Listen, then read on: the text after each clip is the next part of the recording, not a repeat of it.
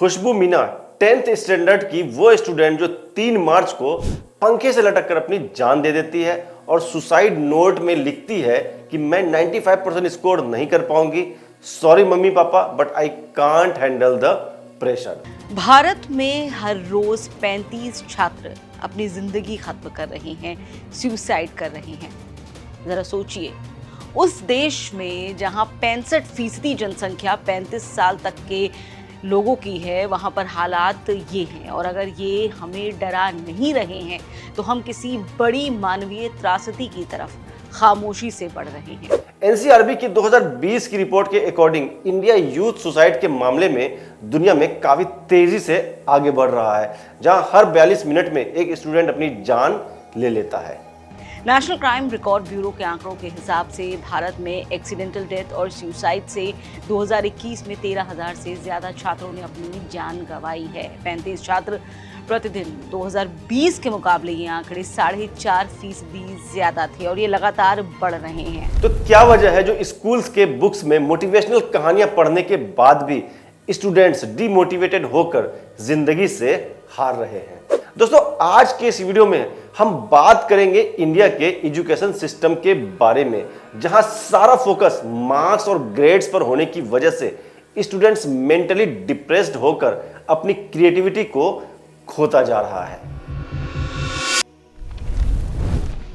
हमारे education system में grades और कॉम्पिटिटिव एग्जाम्स के प्रेशर ने स्टूडेंट्स को क्रिएटिव लर्नर की जगह रट्टा मारने वाला तोता बना दिया है, जो उस रेस का हिस्सा है जिसमें कम मार्क्स लाना हारने के बराबर माना जाता है। और यही वजह है कि दुनिया में सबसे ज्यादा इंजीनियर प्रोड्यूस करने के बाद भी इनोवेशन के मामले में हमारा देश भारत काफी पीछे है। इनफैक्ट अगर 2024 के मोस्ट इनोवेटिव कंट्रीज की लिस्ट पे नजर डालें तो पता चलता है भारत 39th पोजीशन पे है।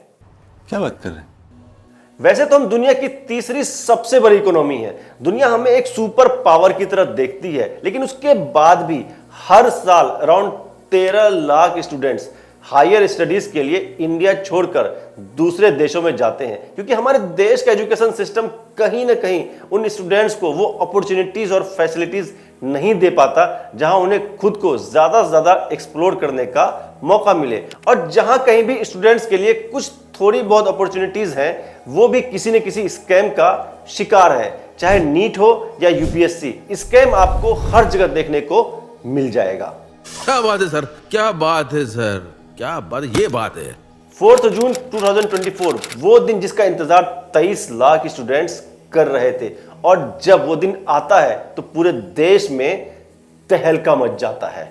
जी हाँ दोस्तों, मैं बात कर रहा हूं नीट 24 रिजल्ट्स की, जहां 67 स्टूडेंट्स को रैंक 1 दे दी जाती है और कुछ स्टूडेंट्स को ऐसे मार्क्स दे दिए जाते हैं जो एग्जाम पैटर्न के अकॉर्डिंग पॉसिबल ही नहीं थे। तो सवाल ये उठता है कि एक 16-17 साल का लड़का जो पूरे साल खूब मेहनत से मन लगाकर इस एग्जाम की तैयारी करता है और जब उसका रिजल्ट आता है तो अपने सपनों के कॉलेज के क्लासरूम की जगह उस भोले भाले स्टूडेंट को सड़क पे क्यों बैठना पड़ता है। एक झटके में किसी फिल्मी सीन की तरह सब कुछ बदल जाता है और मासूम स्टूडेंट्स को अपने हक के लिए कई दिन और कई रातें सड़कों पर गुजारनी पड़ती हैं। देखिए, ये बहुत बड़ा घोटाला है। करोड़ों बच्चों का भविष्य बर्बाद हुआ है और पिछले 2-3 सालों में करीब 3 करोड़ बच्चे पेपर लीक के कारण बर्बाद हुए हैं। उत्तर प्रदेश में 60 लाख बच्चे पुलिस भर्ती घोटाले में, 24 लाख बच्चे इस नीट के एग्जाम में बर्बाद हुए। 720 अंक 67 बच्चों का आ गया, टॉप कर गए एक साथ। क्या ये संभव है? एक बच्ची जिसको फिजिक्स में 1 नंबर मिल रहा है, नीट में उसको 720 नंबर मिल रहा है, गुजरात की बच्ची। क्या ये संभव है? नीट स्कैम इंडिया का one of the biggest scam था। यहां सोचने वाली बात यह है कि क्या हमारे देश का एजुकेशन सिस्टम इतना कमजोर है जो नेशनल लेवल के एग्जाम को भी सही से मैनेज नहीं कर पा रहा है। एक ऐसा इंपॉर्टेंट एग्जाम जिसमें लाखों बच्चों का फ्यूचर डिपेंड करता है। फिर हम इस बात पे कैसे भरोसा करें कि इतना कमजोर एजुकेशन सिस्टम हमारे देश के लिए एक स्ट्रॉन्ग फ्यूचर बना सकता है? बात तो सही है। हिंदुस्तान टाइम्स के according Patna police paper leak के मामले में 13 लोगों को अरेस्ट करती है, जो 30 से 50 लाख रुपए लेकर स्टूडेंट्स को पेपर बेच रहे थे। तो वही टाइम्स ऑफ इंडिया के अकॉर्डिंग 10 मई को गुजरात से एक रैकेट पकड़ा जाता है जो 10-10 लाख रुपए लेकर यहां पर भी पेपर बेच रहा था। हैरानी की बात है दोस्तों कि एक पेपर जिस पे लाखों स्टूडेंट्स का फ्यूचर डिपेंड करता है, वो पेपर इतनी आसानी से लीक हो जाता है। ये सिस्टम फेल्योर नहीं है तो और क्या है। और ये ऐसा भी नहीं है कि हमारे देश में पहली बार कोई पेपर लीक हुआ हो। पेपर लीक तो हमारे नए भारत के लिए, हमारे नए एजुकेशन सिस्टम के लिए एक आम सी बात हो गई है। अब तो हालात ऐसे बन चुके हैं दोस्तों कि हमारे देश में पेपर लीक के बारे में सुनकर किसी को कोई हैरानी भी नहीं होती है। द इंडियन एक्सप्रेस के अकॉर्डिंग पिछले 5 सालों में अराउंड 41 अलग अलग एग्जाम्स के पेपर लीक हुए हैं, जिससे 1.4 करोड़ जॉब सीकर्स की जिंदगी पर असर पड़ा है और लाखों स्टूडेंट्स मेंटली हरास हुए हैं इन स्कैम्स की वजह से।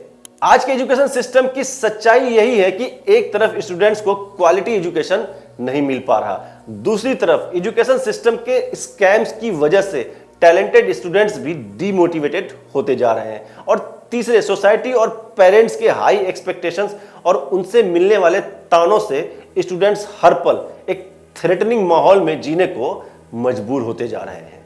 द हिंदू की एक रिपोर्ट के अकॉर्डिंग एक ही साल में बिहार के 13 जी एस्पायरेंट्स ने प्रेशर में आकर सुसाइड कर लिया। द हिंदुस्तान टाइम्स के अकॉर्डिंग 2022 में 15 स्टूडेंट्स ने और 2023 में 27 स्टूडेंट्स ने पढ़ाई के प्रेशर में आकर कोटा में सुसाइड कर लिया।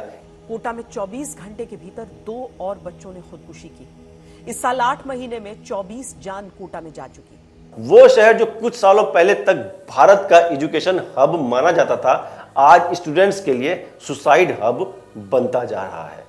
कि 2023 के पहले 8 महीने में कोटा से 17 छात्रों की खुदकुशी की खबर आ चुकी है और अगर पिछले 10 सालों के आंकड़ों पर नजर डालें तो खुदकुशी करने वाले छात्रों की तादाद 150 से भी ज्यादा है। किसी स्टूडेंट का सुसाइड भले ही कुछ लोगों के लिए एक न्यूज से ज्यादा कुछ नहीं हो, लेकिन जिस किसी भी फैमिली ने अपने बच्चे को खोया है, उनकी तकलीफ का अंदाजा भी हम नहीं लगा सकते। A father breaks down at the mortuary in Kota as he stands outside to identify the body of his 16-year-old son who was preparing for the IIT exams. The child committed suicide in his hostel room.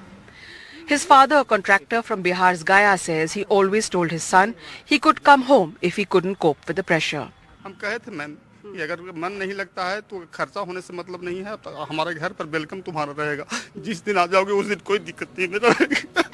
यहाँ एक बड़ा सवाल ये उठता है कि ऐसा क्यों है कि जिस एजुकेशन सिस्टम को लाइफ का लेसन सीखने के लिए बनाया गया था, वही लाइफ लेने वाला बनता जा रहा है। दोस्तों, इसको समझने के लिए हमें हमारे एजुकेशन सिस्टम के बेसिक स्ट्रक्चर को समझना होगा। स्कूल्स में फर्स्ट रैंक को सक्सेस और कम मार्क्स को फेल्योर समझा जाता है और इसी पैरामीटर के बेसिस पे स्टूडेंट्स के बीच में एक अलग एनवायरनमेंट क्रिएट हो जाता है। हमारे स्कूल्स में स्टूडेंट काउंसलिंग ना के बराबर होती है।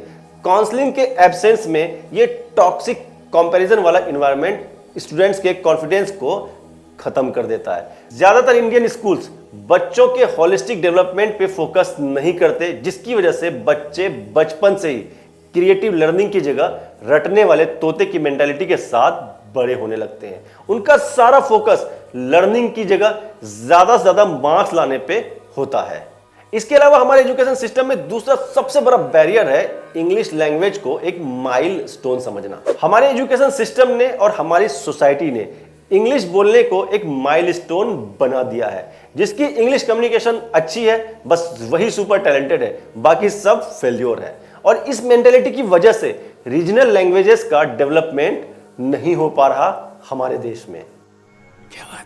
वो स्टूडेंट्स जो अपनी रीजनल लैंग्वेज में बहुत अच्छा कर सकते थे, उनको भी इंग्लिश के पीछे भागना पड़ता है और कई बार इंग्लिश सीखने के चक्कर में लाखों स्टूडेंट्स अपना गोल अचीव नहीं कर पाते। दोस्तों, आपको ये जानकर बहुत हैरानी होगी कि दुनिया में बहुत सारे ऐसे देश भी हैं जिनका एजुकेशन सिस्टम अंधों की तरह इंग्लिश को फॉलो नहीं करता, बल्कि उनका एजुकेशन सिस्टम उनके रीजनल लैंग्वेज पे बेस्ड है। कंट्रीज जैसे Spain, France, Wales, Finland, Malaysia, Mexico, ये वो देश हैं जो अपने रीजनल लैंग्वेज को फॉलो करते हैं, ना कि अंधों की तरह इंग्लिश को। गजब बेइज्जती है।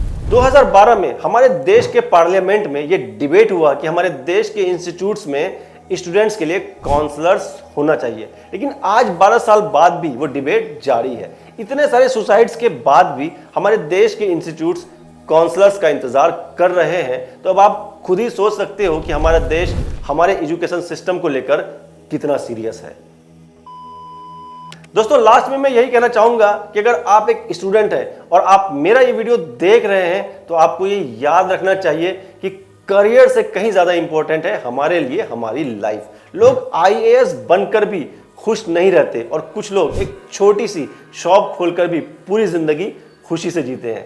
जिंदगी का मकसद डॉक्टर, इंजीनियर या आईएएस बनने से ज्यादा एक अच्छा इंसान बनना होना चाहिए, जो खुद भी खुश रहे और दूसरों की भी खुशी की वजह बने। अगर आपको मेरा ये वीडियो पसंद आया है तो इसको एक लाइक जरूर करें और ऐसे और भी इंफॉर्मेटिव वीडियोस देखने के लिए सब्सक्राइब करें मेरे चैनल नजरे जॉर्डन को। बाय।